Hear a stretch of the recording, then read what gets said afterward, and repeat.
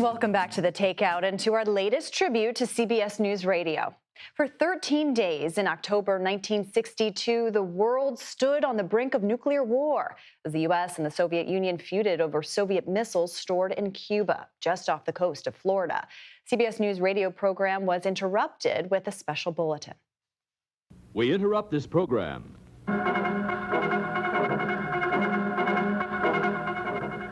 We have interrupted this program for a CBS Radio Net Alert Bulletin.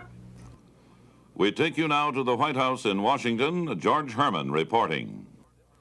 The White House has indicated that the Cuban missile sites under surveillance by the United States are continuing to grow in size and in strength.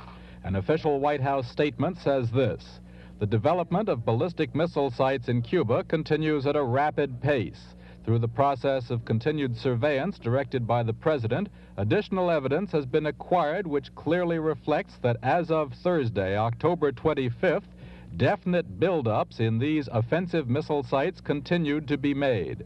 Activity at these sites apparently is directed at achieving a full operational capability as soon as possible. And the White House statement goes on.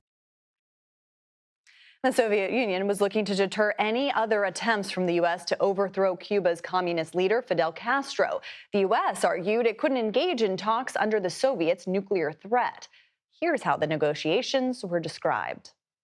Several inconsistent and conflicting proposals have been made by the USSR within the last 24 hours, including the one just made public in Moscow. The proposal broadcast this morning involves the security of nations outside of the Western Hemisphere. But it is the Western Hemisphere countries, and they alone, that are subject to the threat that has been produced by the current crisis, the action of the Soviet government in secretly introducing offensive weapons into Cuba. Work on these offensive weapons is still proceeding at a rapid pace.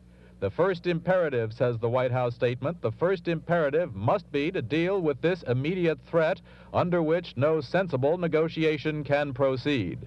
It is therefore the position of the United States that as an urgent preliminary to consideration of any proposals, work on the Cuban bases must stop. Offensive weapons must be rendered inoperable, and further shipment of offensive weapons to Cuba must cease, all under effective international verification. And finally, the eventual deal between the U.S. and the Soviet Union saw the missiles removed from Cuba under United Nations supervision and a pledge from the U.S. not to attack Cuba. Here's CBS News correspondent Robert Pierpoint before the eventual treaty. We take you now to the White House. CBS News correspondent Robert Pierpoint reporting. The White House has just issued the text of a formal letter from President Kennedy to Chairman Khrushchev, in which the president repeats much of the same message that he issued in a statement earlier today, accepting the Soviet proposals for a relief of the Cuban crisis. He says, in part to Chairman Khrushchev, I think that you and I, with our heavy responsibilities for the maintenance of peace, were aware that developments were approaching a point where events could have become unmanageable. So I welcome this message and consider it an important contribution to peace.